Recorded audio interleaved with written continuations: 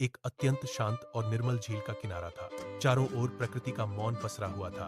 एक युवा सन्यासी अपनी लकड़ी की छोटी नाव लेकर आया और उसे धीरे से बीच धारा में उतार दिया। उसने पतवार को नाव के भीतर रख दिया और अपनी आंखें कोमलता से बंद कर ली। सन्नाटा इतना गहरा था कि केवल पानी की हल्की लहरें नाव की लकड़ी से टकराकर एक मधुर संगीत पैदा कर रही थी। सन्यासी अपनी आती जाती सांसों पर ध्यान केंद्रित कर रहा था।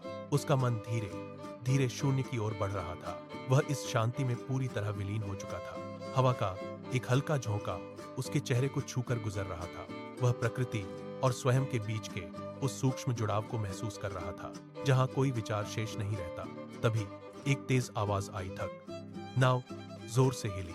सन्यासी की आंखें झटके से खुली। उसके भीतर क्रोध की एक लहर उठी और उसने अपनी मुट्ठियां भींच ली। वह चिल्लाने ही वाला था, लेकिन जब उसने पीछे मुड़कर देखा तो वहां कोई नहीं था। एक पुरानी खाली नाव बहती हुई उसकी नाव से टकराई थी। सन्यासी ने अपनी मुट्ठियां ढीली की। उसने नाव के खालीपन को देखा और मुस्कुराया। अगले दिन वह बाजार से गुजर रहा था। एक व्यक्ति ने उसे अपशब्द कहे और अपमानित किया। सन्यासी रुका, उस व्यक्ति की आंखों में देखा और मुस्कुराया।